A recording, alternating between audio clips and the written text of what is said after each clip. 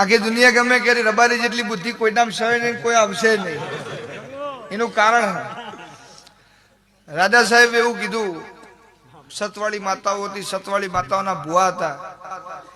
અને જે વખતે રાજાનું રાજ ચાલતું એ દાડો રાજા એવું કીધું કે મને કંટાળો એવી વાત કરે, બરોબર, એને હું હોનાનો મોર આલું. આખી બધી નાચ જઈ નાઈ. છેલ્લે મારો રબારીનો છોકરો ગાયો ચાલતો હતો.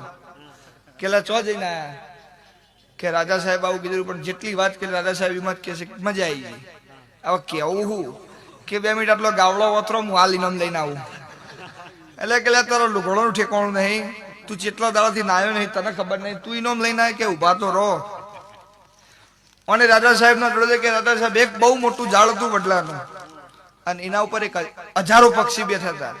અને શિકારીએ બંદૂકનો ભડાકો કર્યો, એક પક્ષી ઉડી ફરર ફટ, અને ફરર ફટ થોડી વાર ચાલુ રાખ્યું. એટલે રાજા કે આગળ તો બોલ કે સાહેબ ઉડી તો રવા દો. એટલે પેલા ને ખબર પડી કે કોનો ઉડી નહીં ને આપણી વાત પૂરી નહીં થાય, એના કરતા મોર લઈને. પણ એ મારો રબારી કરે, ગમે કરે, દેવને લડવાય ખરો. પેલા કગરી નીમ કે ભુવાજી માતાજી તમે કયો ને 1 કરોડ કયો ને કે 1.5 કરોડ આલવાના, પણ ઘેર હેડો.